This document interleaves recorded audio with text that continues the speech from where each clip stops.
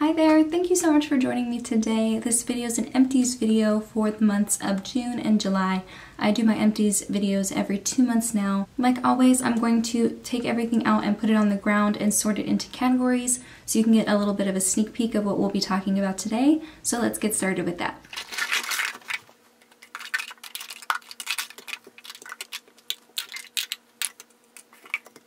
Like always, I'm going to start with makeup. The first two products I want to talk about are setting sprays. I have one from Ofra. This is the Makeup Fixer and the Pure Miracle Mist. The Ofra one was bright red. I don't know why they had to put red stuff in there. I know a lot of people have sensitivities to red ingredients or red dyes or whatever. I also didn't like the fragrance. It was very heavily fragranced. It kind of smelled like a perfume. I also don't think that this did a ton to keep me from getting oily throughout the day. You get 8 ounces for I think $16 or $19 depending on where you look. So it is a good price, but it's definitely not something I would buy again. I used it in the cooler months whenever I didn't have to worry about getting oily as much as I do in the warmer months. I'm glad to see it go, and it's not something I would buy again. The other one is the Pure Hydrate and Set Miracle Mist. This one was bright yellow and it did also have a scent. It was more of a citrusy scent. I did buy this 8-ounce bottle and another one when they were on sale probably at the end of 2016, right before my no-buy. And I only just finished this one up and I still have a brand new one left. Pure kind of shadily halved the size of this but kept the price the same. So it's still $19, but you only get 4 ounces instead of 8 now. For that reason, purely, I wouldn't buy it again. I did mention this in my products that sneakily went up in price video, and this was one of the biggest jumps. There were a couple that jumped up quite a bit, but this was one of the biggest examples. I don't know if it has any alcohol in it or anything, but I don't think it keeps me from getting oily throughout the day. It is a really nice setting spray in the cooler months when I'm not worried once again about getting oily and I just want to take the powdery look down and make my skin, like all my makeup, melt together and look more like my skin. I do enjoy it. I kind of like the citrusy scent, and I will enjoy the other bottle that I plan on using up eventually, but because of the price change, it's not something I'm going to buy again. I have some powder products. The first one is from Wet n Wild. It's the Color Icon Bronzer, and it was in the shade Reserve Your Cabana, so it wasn't a bronzer shade. It was more of a skin tone shade. Had a slight sheen to it. There was a ton of product in here. How many grams? This has a whopping 13 grams of product in here, and it took me a long time to finish this up. I've had this powder in my collection for literal years. I used this to set my eyeshadow primer. Sometimes I would use it to set my under eyes, but I noticed that if I looked up close, like in natural sunlight, I could see like little bits of sparkle or little bits of tiny pieces of glitter. Nothing too chunky or glittery in this. It did leave a nice natural sheen on the skin, but when I used it to pack in and set my concealer, I did notice the sparkles, so I stopped doing that. I think eventually to use it up, I did use it to set the outer portions of my face. I didn't mind having a little bit more of a sheen there. I didn't like it as much in my T-zone, and I would use it to set my foundation so that I could more smoothly apply blush, bronzer, and highlighter on top, and I think it worked really nicely for that. That and setting my eyeshadow primer were the main ways that I used this. I'm not going to be repurchasing anytime soon. I thought it was a good product while I had it, but I'm glad to have worked it out of my collection. And the other Wet n Wild powder is a contouring duo. This is in the Dulce de Leche. Dulce de Leche. It had a yellow powder and then a bronzer on one side. These were okay. I have talked about these in a Hidden Gems at the Drugstore video in the past. I think it's a good quality product. It is a little bit more powdery, especially the yellow side, the setting powder side, and I did like using that to kind of brighten under my eyes or just like set certain parts. It didn't come off yellow on my skin tone, as yellow as it looked in the pan. I was told that these don't repress well, so whenever I was trying to finish them up, I just crushed them into little containers and used them as loose powders that way. I was going to repurchase another one to take with me on a trip because I think that these are nice to travel with because they're so thin and it has like pretty sturdy packaging. But I won't be buying from Wet n Wild anymore. So these two powders, they were good. I'm glad I finished them. It was very timely for them to be in project pans whenever the news came out about them selling in China. So these are both out. I would have repurchased the duo. I have a mascara here. This is the Lash Warrior mascara from Flower Beauty, and I didn't like this at all. It stayed very wet. It's a really wet formula, which I'm not a fan of. The wand is kind of curved on one side, but it is a plastic wand, and so it was very spiky. I feel like I poked myself in the eye a lot whenever I wore this. And because it was a wetter formula, I just feel like it was messier. I feel like it transferred a lot and glopped around a lot and got clumpy, and I just didn't love it.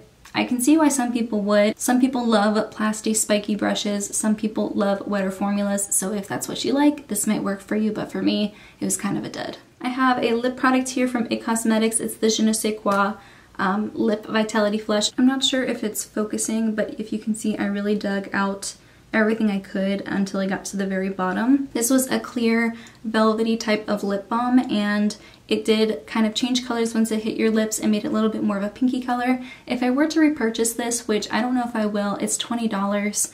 I would probably get the shade Damsel next time. That seems like more of a nude color, less of a hot pink. I think that would look a lot better on my skin tone.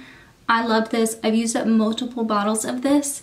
I think it's just with the price. I've recently found some tinted lip balms from Catrice that I really like, and they're like a fourth of the price of this. And I have tracked how many uses it would take to finish one of these. Expect a video about lip products coming up soon.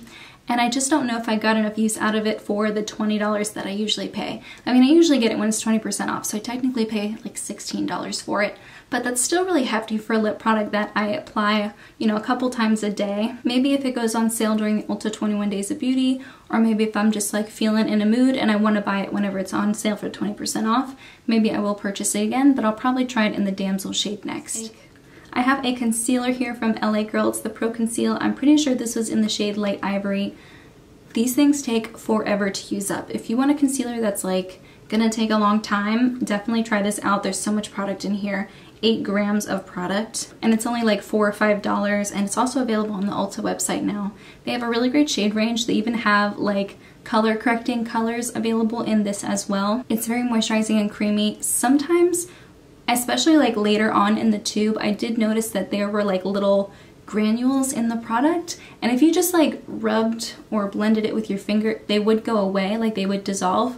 But I don't know what that was. I don't know what was in there to make that happen. That was kind of odd. I do have quite a few concealers and color correctors in my collection right now, so I don't know if I would repurchase this right away, but I do think it's a really great affordable concealer, and if you're curious to try it, I think it wouldn't hurt. My last empty is the Too Faced Baby Love Blush. This is completely empty. It was more of a nude natural color or what, but I really put a lot of this on whenever I put it on. It created a really pretty natural flush on my cheeks. I really liked the shade a lot. I think these might be discontinued, but you might still be able to get them off of the Too Faced website. I think they're still available. However, this more nudie shade, I don't know if it was just because of the color or the tone on my skin. I feel like I used a lot of this every time I applied it, and so I went through it pretty quickly. I know Kelly Gooch is using a Too Faced blush right now, and it's in a more peachy color, I believe, and it takes her a lot longer to go through it. I think she's been trying to hit pan on it for a while. When I hit pan on it pretty quickly, I think that just is because of the color, and also this was quite a few years old. This is one of my older blushes that I owned, so the pigmentation might have also not been as strong as when it was brand new. For all those reasons, it did not take me very long to finish this, and so I will be talking about this in a future How Long Does It Take to Use That makeup video. This was a really pretty blush. If it was still available, I would probably repurchase. I have a tinted SPF here. This is the e.l.f. Active Stay Out and Play SPF 50. I loved this. It had a little bit of a tint to it, so it didn't leave a white cast, at least not on my skin tone. I think this was like over an ounce, just over an ounce, and it was like $6, and I thought it was a great price. I really enjoyed using it, and I wish that they still sold it. I think e.l.f. discontinued this product, so I can't buy it again, and if it wasn't discontinued, I would definitely buy it again. Now for some skincare, I have a face cleanser. This is from e.l.f. It's the Daily Face Cleanser with Purified Water. It's 5 fluid ounces, and I think I got this for like $3 on the Ulta website. It has no parabens, no sulfates, and no phthalates. I use this as a second cleanse. I'd use a cleansing oil to get my makeup off, and then use this whenever I really wanted to like make sure my face was clean.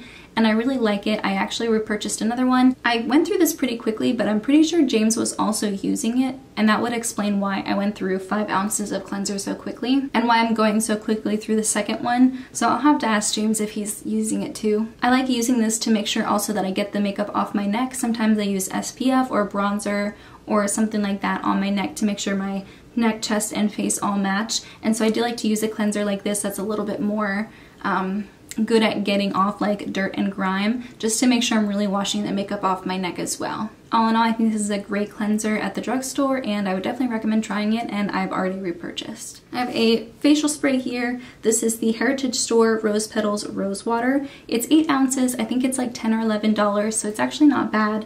And I really like this. This is probably one of the first facial sprays that I used. This one and the Mario Badescu Rose Water Spray were like the two first products that got me into facial sprays. And if you guys know me, you know I love facial sprays. I love incorporating them into my skincare routine. I recently saw that this is now available on the Ulta website. There's a couple products from the Heritage Store brand, which is really nice because it's kind of a pain to order from the Heritage Store website. I don't even know if they have like a free shipping threshold. I think you have to pay for shipping no matter what. I would be curious to try the honeysuckle version of this. That's not available on the Ulta website yet, but maybe I can pull it from VitaCost or something. I think you can also find these in drugstores like CVS and Walgreens too. So keep your eyes peeled for this on the store shelves. I think this is really nice. I don't think it has a really overpowering rose scent. If you want to try this, but you're deterred by the rose type of fragrance, I don't think it's strong enough to be repulsive, you know? So yeah, once I go through some of the other facial sprays in my collection, I will definitely repurchase this. And I have a micellar water here from NYX. This is the stripped off micellar water. I love this. I use it to remove my eye makeup. I don't like using cleansing oils around my eyes, so I use cleansing oil for my face makeup, but first I go through with this to remove my eye makeup, and I love it. It doesn't have any atrocious fragrance, it doesn't burn my eyes, it gets rid of makeup very quickly, so I don't have to constantly be rubbing at my eyes. It's like $7 for 13.5 ounces, so it's a great price, easy to find on sale. I've already repurchased it, and I'm using a fresh bottle now. I have 2 hair care products. The first one is the Unwashed Anti-Residue Cleanse. This was a shampoo, but it didn't foam up the way a normal shampoo would. If you guys remember, I have talked about the Bio Cleansing Conditioner from this brand. It's a cleansing conditioner, so it also doesn't foam up, and I really like using that, but sometimes I really want to make sure my scalp is clean, so I use something like this. This is kind of like a watery gel, and when you massage it into your scalp, it does foam up a little bit to make it feel clean, but it doesn't foam up like a regular shampoo would. It has the same scent as the Bio Cleansing Conditioner, which you guys know I'm a big fan of. However, I tracked my uses, and even though I didn't use this all the time, I used it maybe once a week, once every 2 weeks, the number of uses to finish this was not a lot. I think the main reason is because I needed a lot to make sure my entire scalp was covered with product. Like, a little bit doesn't go a long way with this. But in general, I really enjoyed using this, and if I could find this on sale, I'd probably repurchase. I have a shampoo here. This is the Hask Blue Chamomile and Argan Oil Blonde Care Shampoo. It was a bright purple, bright blue type of shampoo, and those are typically used to get the brassiness out of your hair. This was a very clarifying shampoo in my opinion. It definitely would be considered stripping, especially if you have color treated hair. And it did smell like bubblegum. I find that most purple conditioners and shampoos have like a bubblegum smell. I don't know why that is, but this was no exception. I think this was like $5 or $6, which is really good. I did enjoy using this, but I'm not entirely sure if Hask is cruelty free, so I don't know if I would buy it again. And it is something that I think you have to use multiple times in a row in order to notice a difference in the color of your hair. I think I would purchase this again just because I do really like using clarifying shampoos. Most of the shampoos I own are clarifying for that reason. And I think my hair type just really responds to that type of shampoo, so I don't mind using that on a regular basis. So yeah, if this is cruelty free, I'd probably repurchase, or if anyone has any recommendations on an affordable cruelty-free purple shampoo like this, let a girl know. I think Paul Mitchell might have one. I might try that next. Now for a couple bath products. I have this little mini scrub of your life from Soap and Glory. I don't think that they're cruelty-free. I've talked about that in a video in the past, and even though they're kind of like a gray area, I just choose not to buy their products, even though I love the original pink scent from this brand. This is the scrub of your life, and I think one of their body washes have the same scent, and it's so good. I love the scent of this product. And I also think it was a very scrubby scrub. Like, it had a lot of granules in it. They didn't immediately dissolve upon contact of your skin, and it didn't leave a greasy residue. Like, it definitely made you feel clean. And this scent just fills up the entire bathroom, and it smells so good.